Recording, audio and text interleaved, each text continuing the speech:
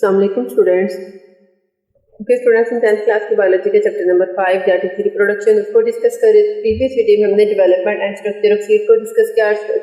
Seed का structure क्या होता है, किस तरह से डेवलप होता है, कौन कौन से पार्ट्स होते हैं, प्लोम्यूल क्या है, शूट क्या है, रूट क्या है, एपिकोटाइल किसे कहते हैं, हाइपोकोटाइल किसे कहते हैं। तो ये सारी चीज़ें हमने अपनी प्रीवियस वीडियो में पढ़ी है। अगर आपने वो वीडियो नहीं देखी तो उस वीडियो का लिंक मैं ऊपर आई के बटन पे शो कर रही हूँ, अब वहाँ पे जाके इस वीडियो को देख सकते हैं। आज का टॉपिक हम स्टार्ट करते हैं। आज हम नेक्स्ट टॉपिक पढ़ेंगे that is germination of seed. Very interesting, very easy topic है, ये बहुत इजी टॉपिक है। इसमें बहुत सारे शॉर्ट क्वेश्चंस कवर हो रहे हैं, बहुत सारे लॉन्ग क्वेश्चंस भी इसमें जो है वो बन रहे हैं और एमसीक्यूज भी इसमें बन रहे हैं। ठीक है, तो आपने इसको अच्छे से प्रिपेयर कर लेना, अच्छे से समझ लेना पहले, फिर अच्छे से प्रिपेयर कर लेना। ओके, अगर हम जर्मिनेशन की बात करें तो जर्मिनेशन क्या है? जर्मिनेशन कहते हैं बेसिकली वो प्रोसेस जिसमें एक सीड का जो एम्ब्रियो होता है वो एक बेबी प्लांट में, एक स्मॉल प्लांट में, एक सीडलिंग में कन्वर्ट हो जाए, उसको हम कहते हैं सीड की जर्मिनेशन हो रही है। कि एक छोटा सीड था, उसमें जो है वो डेवलपमेंट हुई और वो एक सीडलिंग में, एक बेबी प्लांट में, एक छोटे से प्लांट में चेंज हो गया, जो है वो डेवलप हो गया, उसको हम क्या कहेंगे? Germination of seed. इसकी हम डेफिनेशन पढ़ लेते हैं, अगर आपको आज तक किस तरह से लिख सकेंगे। The process by which a seed embryo develops into a seedling is called germination। की वो प्रोसेस जिसमें एक सीड का एम्ब्रियो एक सीडलिंग में डेवलप हो जाता है, कन्वर्ट हो जाता है, उस प्रोसेस को क्या कहते हैं? जर्मिनेशन। अब सीडलिंग क्या है? स्मॉल प्लांट, बेबी प्लांट, जो सबसे पहले छोटा सा पौधा जमीन से बाहर निकलता है, उसको हम सीडलिंग कहते हैं। ओके, अगर हम देखें प्रोसेस ऑफ जर्मिनेशन की, जर्मिनेशन का प्रोसेस किस तरह से होता है, तो उसमें डिफरेंट फेजेस को देखते हैं। हम देखते हैं सबसे पहले क्या होता है, एक बीज है, एक सीड है, उसको हमने जमीन में सो कर दिया है, दबा दिया। फिर क्या होगा, वो जो सीड है वो वाटर को एब्जॉर्ब करेगा और क्या हो जाएगा? स्वेल हो जाएगा, फूल जाएगा। स्वेल होने के बाद क्या होगा, वो उसका सीड कोड जो है वो स्प्लिट हो जाएगा, फट जाएगा और वो अंदर से इसका एक छोटा सा पार्ट जो है हमें नजर आना शुरू हो जाएगा।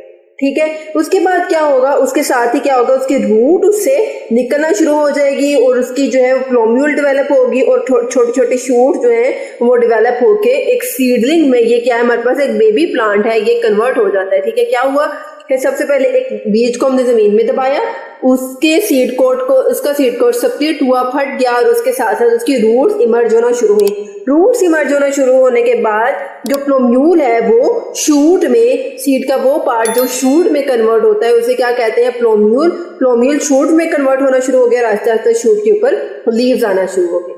ओके, अगर हम इसी को रीड आउट करें, process of germination, absorb waters and swells up, splitting of seed coat, root emerges and spreads to absorb water and nutrients। Roots क्या होती है? रूट्स निकलती हैं, इमर्ज होती हैं और जमीन के अंदर फैलना शुरू हो जाते हैं। क्यों फैलती हैं? ताकि वो जमीन से वाटर और न्यूट्रिएंट्स को एब्जॉर्ब कर सके। Plumule develops into tiny shoot having stem and leave, और प्लोम्यूल जो है वो एक छोटी सी शूट में कन्वर्ट हो जाता है। नेक्स्ट हम देखते हैं इसमें टाइप्स ऑफ जर्मिनेशन की। जर्मिनेशन की कितनी टाइप्स हैं? तो जर्मिनेशन की बेसिकली 2 टाइप्स हैं, epigeal germination and hypogeal germination. एपिजियल germination क्या है, हाइपोजियल जर्मिनेशन क्या है? इसमें बेसिकली ये किस बेसिस पे होती है, इसमें डिफरेंस कहाँ पे आता है? They divided on the basis of elongation of epicotyl and hypocotyl. अगर हम एपिजियल जर्मिनेशन की बात करें, ओके, सबसे पहले हम क्या देखते हैं? Epigeal germination. एपिजियल जर्मिनेशन में अगर हम देखें तो एपी और हाइपो, एपिकोटाइल, हाइपोकोटाइल, एपिजियल और हाइपोजियल, ये दोनों एक दूसरे के ऑपोजिट हैं। अगर हम एपिजियल जर्मिनेशन की बात करें तो एपिजियल जर्मिनेशन में क्या होगा, हाइपोकोटाइल बाहर निकलेगा और एक हुक बनाएगा, इसके साथ साथ कोटिलेडन जमीन से बाहर आ जाएंगे। अगर हम हाइपोजियल जर्मिनेशन की बात करें तो हाइपोजियल जर्मिनेशन में एपिकोटाइल बाहर आता है, हुक बनाता है, लेकिन हाइपोकोटाइल उसके अंदर ही रहता है और इसमें क्या आ जाता है? कोटिलेडन जमीन के अंदर रहेगा। ठीक है, तो इन दोनों में जो बेसिक डिफरेंस है वो एपिकोटाइल हाइपोकोटाइल की पोजीशन और कोटिलेडन की अपीयरेंस पे होता है। अगर तो कोटिलेडन जमीन से बाहर आ जाए तो क्या होगा? एपिजियल जर्मिनेशन। अगर कोटिलेडन जमीन के अंदर रह के ग्रो करे तो क्या होगा? Hypogeal germination. In apical germination, the hypocotyle elongates and forms a hook, pulling the cotyledon above the ground। apical germination भी क्या होगा? hypocotyle elongate होगी और जमीन से बाहर निकल के एक हुक बनाएगी और कोटिलेडन को जमीन से बाहर खींच लेगी। इसके हम एग्जांपल्स देखें, बीन्स, कॉटन एंड पपाया, ये किस तरह से जर्मिनेट करते हैं? एपिजियल जर्मिनेशन के थ्रू। उसके बाद अगर हम बात करें हाइपोजियल जर्मिनेशन, तो हाइपोजियल जर्मिनेशन क्या है? In hypogeal germination the epicotyl elongates and forms the hook such that cotyledons stay in the ground. Hypogeal germination में एपिकोटाइल बाहर आएगा और हुक बनाएगा, इस तरह से बनाएगा कि कॉटिलेडन जमीन के अंदर रह के ग्रो करे। इसकी एग्जांपल्स क्या है? पी, मेज एंड कोकोनट।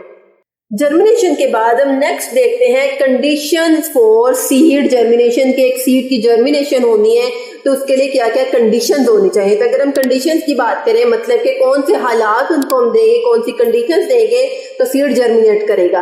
तो सीड की जर्मिनेशन के लिए 2 टाइप ऑफ कंडीशंस होंगी, internal conditions and external conditions. Internal conditions में क्या हम देखेंगे? लाइव एम्ब्रियो, के एम्ब्रियो जो है वो लाइव होना चाहिए। उसके बाद उसके अंदर फूड स्टोर हो ताकि एम्ब्रियो वो फूड यूज करके ग्रो कर सके। ओके, एक्सटर्नल कंडीशंस क्या होती हैं? जो कि एनवायरनमेंट बेस्ड होती हैं। इसमें क्या हम देखेंगे? Water, oxygen and temperature. Okay, तो पहले हम देखते हैं वाटर, कि वाटर किस तरह से सीड जर्मिनेशन के लिए इंपॉर्टेंट है। Seed absorb water is used in the digestion of stored food, कि सीड जो है वो जब वाटर एब्जॉर्ब करेगा तो जो वाटर होगा वो एब्जॉर्ब्ड वाटर जो होगा वो जो है वो स्टोर फूड की डाइजेशन में इंपॉर्टेंट है। स्टोर फूड की डाइजेशन के, उसके अंदर जो फूड जमा हुई है, स्टोर की हुई है, उसको डाइजेस्ट करने के लिए, उसको हजम करने के लिए पानी चाहिए होता है।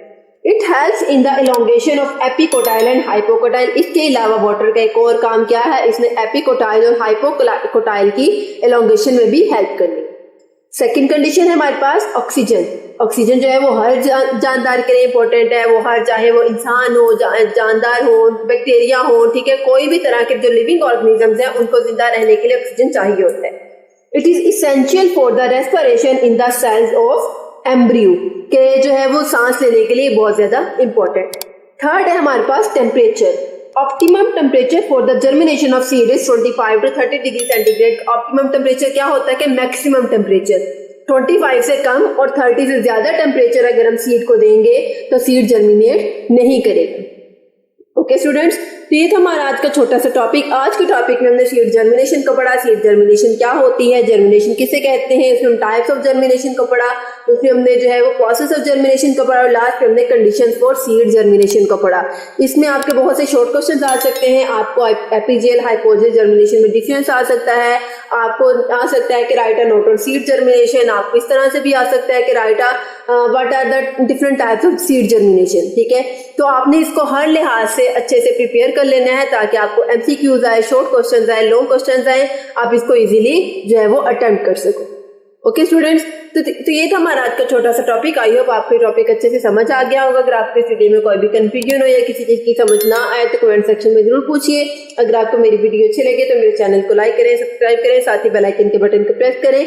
इससे आपको मेरी हर वीडियो का नोटिफिकेशन सबसे पहले देखने को मिलेगा। ओके स्टूडेंट्स, अल्लाह हाफिज।